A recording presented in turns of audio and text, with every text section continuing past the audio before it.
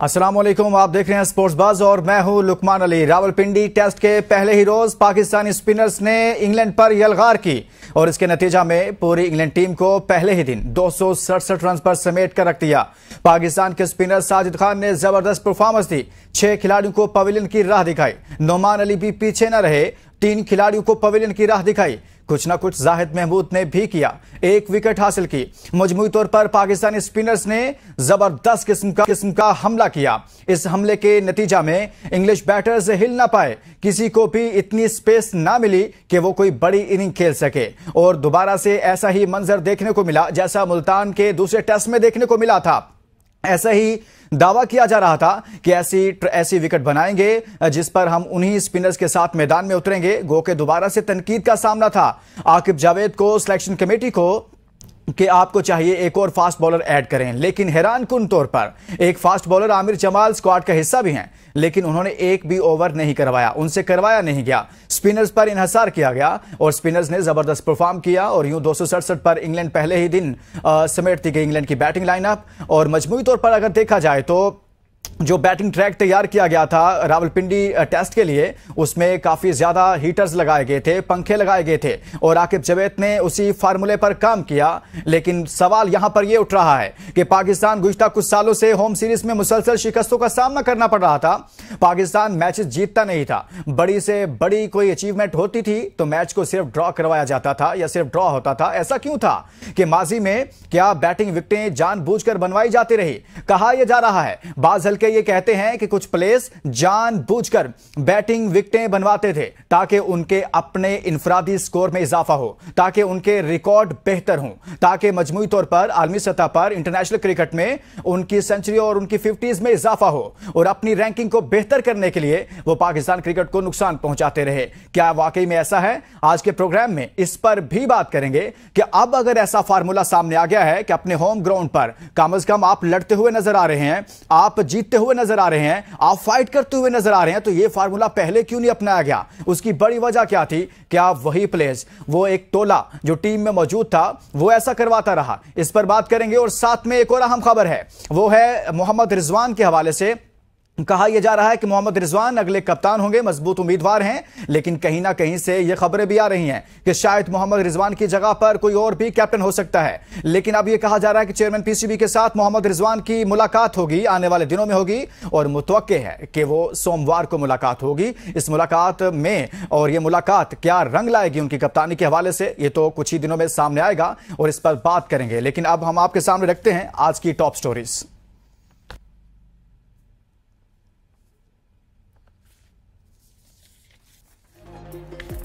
Rawalpindi test Pakistani spinners की एक बार फिर यलगार, इंग्लैंड को 267 रन पर ऑल आउट कर दिया। रावलपिंडी टेस्ट साजिद खान ने 6, नोमान अली ने 3 विकेटें और जाहिद महमूद ने 1 विकेट हासिल की।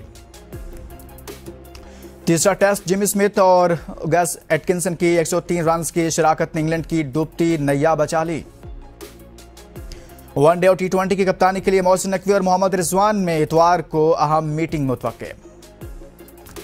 जिम्बाब्वे ने गैम्बिया के खिलाफ 344 रन बनाकर T20 क्रिकेट की तारीख का सबसे बड़ा स्कोर बना डाला। पाकिस्तान की लाहौर कलंदर्स की टीम गयाना में होने वाली ग्लोबल सुपर लीग में शिरकत करेगी। इमर्जिंग एशिया का पाकिस्तान, भारत, श्रीलंका और अफगानिस्तान ने सेमीफाइनल के लिए क्वालिफाई कर लिया। कॉमनवेल्थ गेम्स से हॉकी और रेसलिंग को निकालने पर पाकिस्तान कॉमनवेल्थ गेम्स फेडरेशन को खत लिखने का फैसला। आज की टॉप स्टोरीज आपने जानी है। रावलपिंडी टेस्ट पर बात कर रहे हैं। इंग्लैंड ने 267 रन बनाए हैं, जबकि दूसरी जानिब पाकिस्तान ने अपनी इनिंग का आगाज किया है।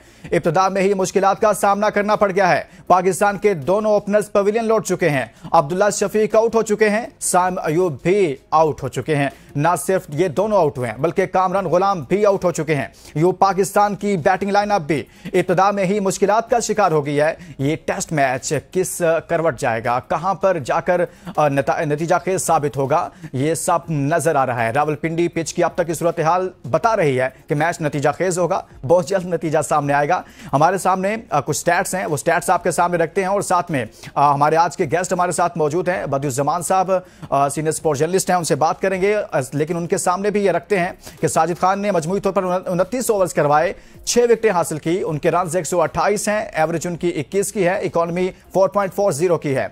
जबरदस्त परफॉर्मेंस दिया साजिद खान ने, ऐसे ही दूसरे टेस्ट मैच में परफॉर्म किया था, यहां पर भी जबरदस्त नजर आए हैं। बहुत बहुत शुक्रिया बदियुज्जमान साहब, आपने हमारे लिए वक्त निकाला। सबसे पहले तो हम यहीं से आगाज करते हैं कि पाकिस्तान पहले क्यों ऐसी पिचेस नहीं बना रहा था। बाज हल्के ये कहते हैं कि कुछ लोग थे, कुछ प्लेयर्स थे, वो ऐसी विकेटें बनने के हक में नहीं थे। What's your take sir?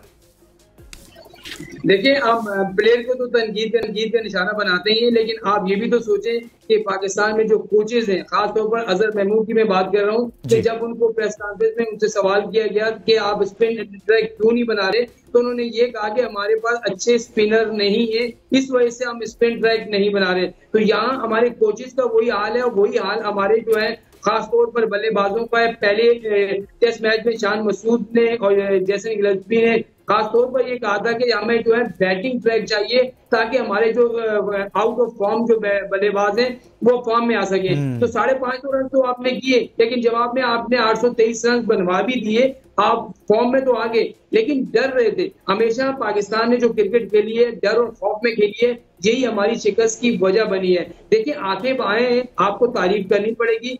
तो उन्होंने ये किया कि स्पिनर ट्रैक बनाया, खासतौर पर मुल्तान की उस पिच पर कि जहां पर पहला टेस्ट हो चुका था, लेकिन वहां पर जो पाकिस्तानी बॉलर जिनको आपने फिटनेस का बहाना बनाकर बिल्कुल आउट कर दिया था, जी ये फिट नहीं है। देखिए, स्पिनर के लिए फिटनेस जरूरी नहीं होती, स्पिनर के लिए ये चीज जरूरी होती है कि आया वो मैदान में 90 ओवर अगर दिन में होते हैं तो वो कितने ओवर करा सकता है। तो पहले मैच में दोनों ने 20 विकेटें लेकर आपके इस जो गलत आपकी सोच थी उसको तो उन्होंने आपको बता दिया कि आपकी सोच गलत है। अब दूसरा जो टेस्ट था, इसमें भी आकिब जावेद ने यही कहा कि हम अगर इंग्लैंड से जीत सकते हैं तो सिर्फ और सिर्फ स्पिन ट्रैक से जीत सकते हैं। फास्ट बॉलिंग अगर हम करते हैं तो उनके पास जो है ज्यादा अच्छे फास्ट बॉलर, उनके पास रिवर्स स्विंग वाले बॉलर भी हैं, आउट स्विंग वाले बॉलर भी हैं, और उनके पास पेसर भी बहुत अच्छे हैं। तो इसी वजह से स्पिन ट्रैक यहाँ भी बनाया गया। आपने खुद देखा होगा, आप क्योंकि वहां पे मौजूद है, कि जिस तरीके से बड़े बड़े पंखे लगाए गए, हीटर लगाए गए, वहां पर जो है वो क्रैक बनाए गए पिच पर, ताकि पाकिस्तानी स्पिनर को मदद कर सके। पहले ओवर से स्पिन शुरू हुए, फिर आखिरी ओवर तक जो है पाकिस्तान का स्पिन ट्रैक ही चलता रहा। मेरा में बहुत कम ओवर। बदियुज्जमान साहब, एक चीज तो हम इस पर तो आते हैं, साजिद और नोमान पर तो हम बात करेंगे, मजीद इस पर बात करेंगे, उसके स्टैट्स भी हमने सबके सामने रखे हैं, लेकिन अभी सूरत हाल यह है कि दूसरी जानिब पाकिस्तान ने अपनी बैटिंग का आगाज किया है और आगाज में ऐसी सूरत हाल है कि हमारा टॉप ऑर्डर मुश्किलात का शिकार हो गया है। साइम अयूब आउट हो चुके हैं, अब्दुल्ला शफीक आउट हो चुके हैं, कामरान गुलाम आउट हो चुके हैं। तो ये मजमूई तौर पर ऐसा लग रहा है कि उधर से भी स्पिनर्स अटैक कर रहे हैं, कहीं ना कहीं पाकिस्तान के लिए कोई बड़ी मुश्किल ना खड़ी हो जाए। बिल्कुल ऐसा ही है। देखिए, इंग्लैंड की टीम को आप कमजोर ना समझे, वो क्योंकि कोई भी कंडीशन हो, पिछला आपको सीरीज याद है, वो तीनों टेस्ट मैच जीतते आपके चले गए थे।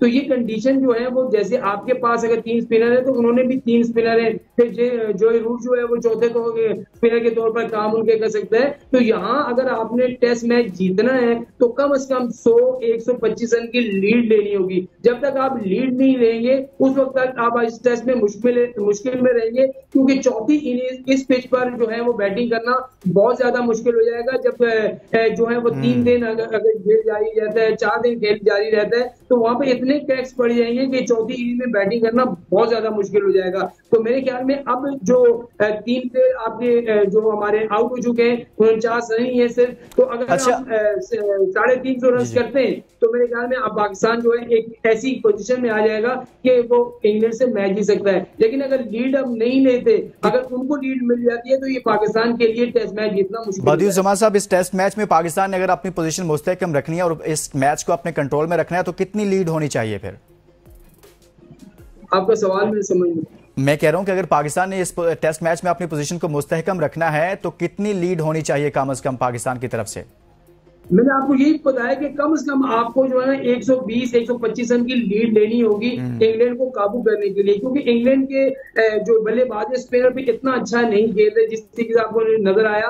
खासतौर बेन डकेट जो है वो रिवर्स जो है वो ज्यादा खेल के रन बना रहे हैं। ये जो स्मिथ ने बहुत अच्छी आगे बैटिंग कर दी, 7वीं विकेट पर 107 रन की जो उन्होंने पार्टनरशिप की वो उनको जो है कमांडिंग पोजीशन पर लेकर आ चुकी है। तो अब पाकिस्तान को तकरीबन 120-125 रन की लीड लेनी होगी, जब भी पाकिस्तान जो है सर्वाइव कर सकता है। अगर लीड नहीं ली, अगर हमने लीड उनको दे दी तो फिर उन्होंने अगर 200 रन भी किए तो पाकिस्तान को चौथी इनिंग में बनाना बहुत ज्यादा मुश्किल हो जाएगा। चौथी इनिंग बहुत मुश्किल होगी। बदियुज्जमान साहब हमारे साथ मौजूद हैं, एक ब्रेक के लिए कहा जा रहा है, बाद वापस आएंगे तो मजीद बात करेंगे साजिद और नुमान की जबरदस्त परफॉर्मेंस पर और क्या इस टेस्ट मैच में पाकिस्तान की पोजीशन मुस्तहकम है या नहीं है। एक ब्रेक के बाद स्टे विद अस।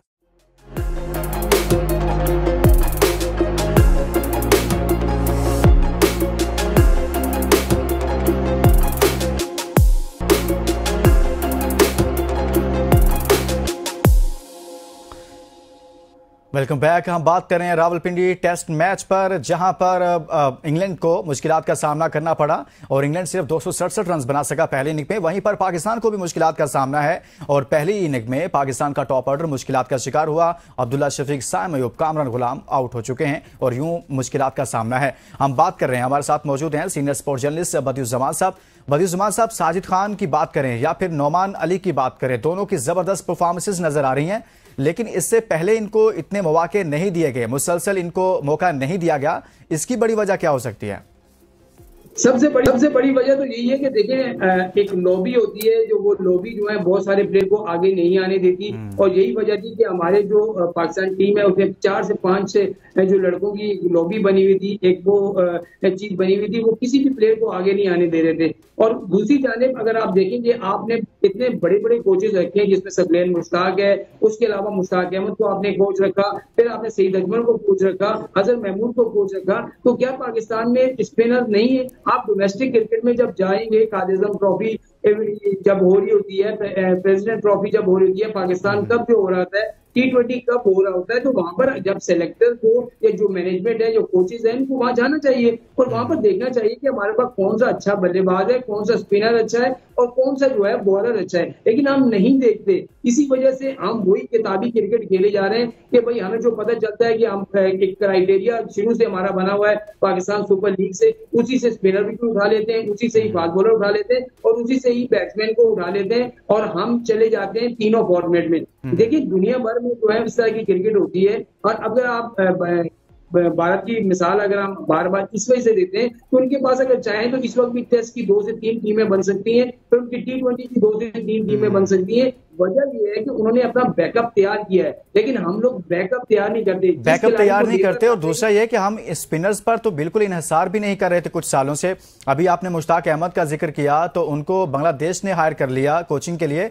हमने स्पेशलिस्ट कोई स्पिनर मुस्तकिल तौर पर कोई 7 टीम के अटैच नहीं किया।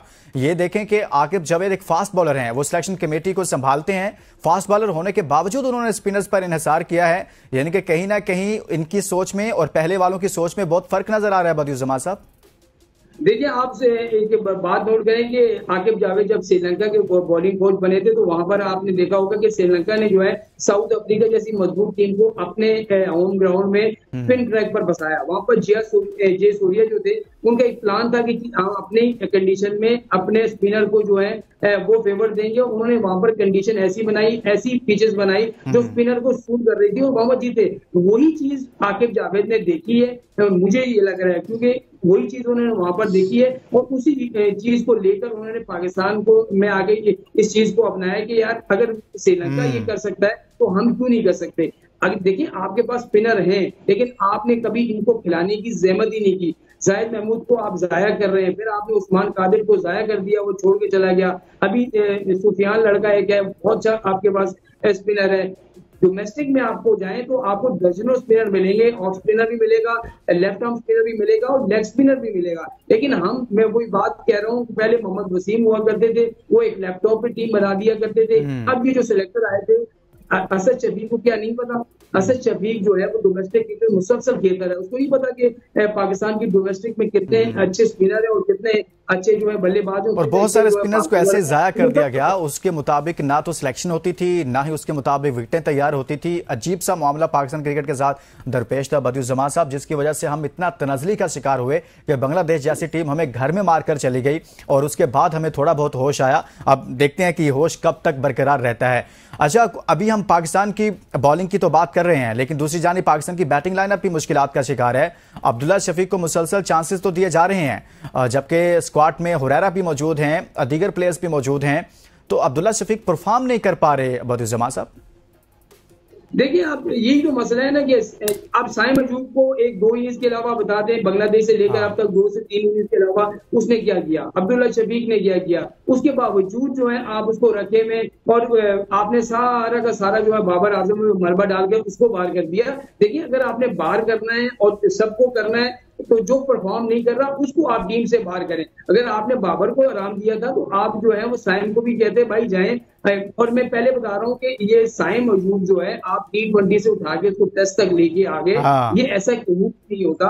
आप उसको एक फॉर्मेट खिलाएं जिसमें वो परफॉर्म करे और आगे जाए, पाकिस्तान को जीत के लिए वो कुछ कर सके। लेकिन जिसको हम टेस्ट खिलाते हैं, उसको T20 खिलाते हैं, उसी को वनडे खिलाते हैं, ये चीजें में खत्म करनी पड़ेगी। अच्छा, एक बात और कि अभी यहाँ पर तो हम अगर टेस्ट मैच पहले दूसरा जीत गए, तीसरा भी जीत जाते हैं, लेकिन ये मुस्तकिल हल नहीं है पाकिस्तान का, क्योंकि पाकिस्तान ने मुताबिक टेस्ट जो सीरीज है वो बाहर खेलनी है। अभी आपने जो है वो ऑस्ट्रेलिया जाना है, फिर आपने न्यूजीलैंड जाना है, फिर आपने साउथ अफ्रीका जाना है। आपने अगली सीरीज की बात कर दी बदियुज्जमान साहब, ऑस्ट्रेलिया हो, फिर साउथ अफ्रीका की बात हो या फिर चैंपियंस ट्रॉफी, यहाँ पर मामला यहाँ फंसे हुए हैं कि पाकिस्तान टीम का कैप्टन कौन होगा व्हाइट बॉल का। कहा यह जा रहा है कि मोहसिन नकवी से मुलाकात है मोहम्मद रिजवान के आने वाले दिनों में, तो क्या कोई सरप्राइज हो सकता है एक कप्तानी के हवाले से, क्या होने जा रहा है? देखिए, 2 नाम बहुत जोर शोर से ले रहे थे। रिजवान की तो हमने पहले भी आपसे बात की थी कि रिजवान ने जो है कुछ शराइत रखी थी और वो शराइत जो है वो पाकिस्तान क्रिकेट बोर्ड ने नहीं मानी कि भाई प्लेइंग 11 जो है वो मैं खुद बनाऊंगा, इसमें कोई दखलंदाजी नहीं करेगा। इस पर पाकिस्तान क्रिकेट बोर्ड की जो मैनेजमेंट थी वो उस पर तैयार नहीं थी। फिर अब कोच और कप्तान का जो है सारा चीज वहां से हटा दी गई है, तो मोहम्मद रिजवान ने फिर हामी बल्ली के ठीक है कि मैं कप्तानी करने के लिए तैयार हूँ। सलमान अली आगा का एक नाम लिया जा रहा था कि जो है वो दौरा ऑस्ट्रेलिया के लिए सलमान अली आगा को कप्तान बना दिया जाए, लेकिन ऐसा कुछ भी नहीं हुआ। और ये हमारे जराए जो बताते हैं कि मोहम्मद रिजवान का नाम जो है वो फाइनल कर लिया गया है। मोहम्मद रिजवान का नाम फाइनल कर लिया गया है और सलमान अली आगा पर भी कहीं ना कहीं सोच पाई जा रही थी, लेकिन ऐसा कुछ है नहीं है। बहुत बहुत शुक्रिया। जर्नलिस्ट बदियुज्जमान साहब हमारे साथ मौजूद थे। हमने बात की है रावलपिंडी टेस्ट पर, जिसमें 267 रन पहली इनिंग में इंग्लैंड ने बनाए और दूसरी इनिंग में यानी कि पाकिस्तान अपनी पहली इनिंग में इब्तिदा में ही मुश्किलात का शिकार हो गया। देखते हैं ये टेस्ट मैच में पाकिस्तान कामयाबी हासिल करता है या नहीं। इसके साथ इजाजत दीजिए और अपना बहुत सारा ख्याल रखिए। अल्लाह हाफिज।